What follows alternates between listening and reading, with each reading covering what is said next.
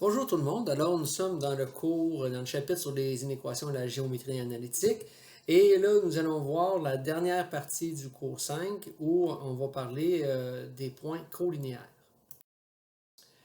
Alors, les points colinéaires, la définition de points colinéaires, ce sont des points qui se retrouvent sur une même droite, tout simplement. Alors voici un exemple où on pourrait mettre en application le principe de point colinéaire. Donc, on a trois points, A, B, C, on connaît leurs coordonnées, on demande est-ce que ces points sont colinéaires ou pas. Alors, pour répondre à cette question-là, il y a deux techniques. Alors, je vais prendre la première technique qui est celle qui consiste à regarder les taux de variation. Donc, si je regarde le taux de variation de A et B, puis je fais le taux de variation de B et C, bien, si ces deux taux de variation-là, ça veut dire que le segment AB puis le segment BC sont parallèles, puis B fait partie des deux. Donc, forcément, les trois points vont être sur une même droite. Donc, allons-y. Je commence par trouver le taux de variation de la droite AB, donc Y2 moins Y1 sur X2 moins X1. Donc, ici, j'ai remplacé moins 1, Y2, Y1 c'est moins 4, donc moins 1, moins 4 sur moins 2, moins 4. Et si on fait le calcul, ça nous donne 3,5. Parfait. Allons maintenant calculer le taux de variation du segment CB. Donc, Y2 moins Y1 sur X2 moins X1. Donc, encore une fois, ici, ça me fait moins 1, moins 5 sur moins 2, moins 2. Ce qui me donne moins 6 sur moins 4. Simplifié, ça me donne 3,5. Les deux taux de variation sont exactement les mêmes.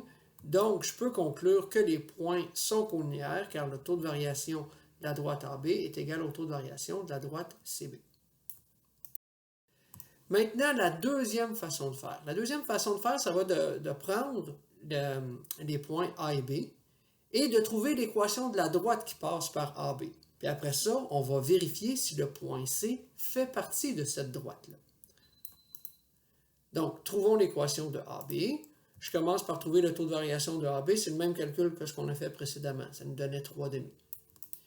Maintenant, Y est égal à AX plus B. J'ai remplacé mon taux de variation par 3,5. Et là, je dois prendre un couple de la droite AB pour trouver ma valeur initiale. J'ai pris le couple B, moins 2,1. Donc, je vais remplacer X par moins 2, puis Y par moins 1. Ce qui va nous donner moins 1 est égal à 3,5 fois moins 2 plus B. Alors, je calcule ici. 3,5 fois moins 2, ça me fait moins 3.